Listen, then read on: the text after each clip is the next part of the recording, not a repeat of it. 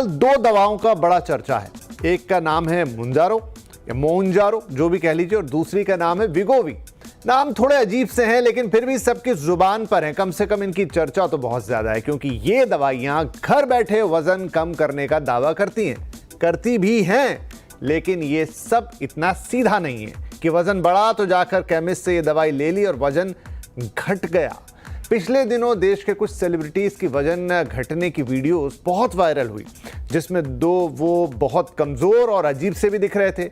दावे ये किए गए कि इन्होंने दवा खाकर वजन घटाया है और नतीजा ये आया है।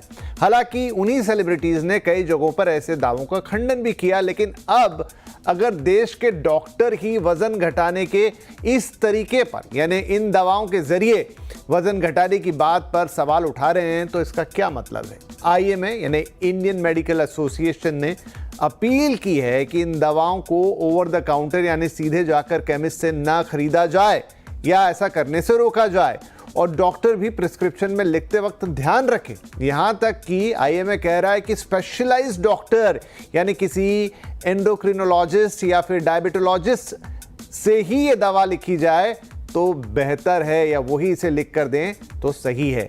इसके लिए बाकायदा स्वास्थ्य मंत्रालय को चिट्ठी लिखने की भी तैयारी है कि इन दवाओं को रेगुलेशन के दायरे में लाया जाए।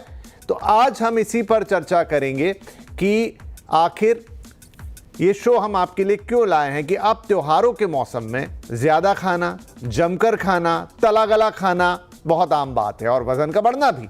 ऐसे में अगर कोई ऐसी दवा मिल जाए कि बिना मेहनत के वजन घटा दे तो लालच तो आ ही जाएगा, लगेगा जाकर दवा ले लें। हालांकि दवा सस्ती नहीं है, लेकिन फिर भी ऐसी है कि बहुत सारे लोग जो फ़ोन खरीदने में लाखों रुपए या हज़ारों रुपए या बड़ा खर्चा करते हैं, वो इसे अफोर्ड कर ही लेंगे।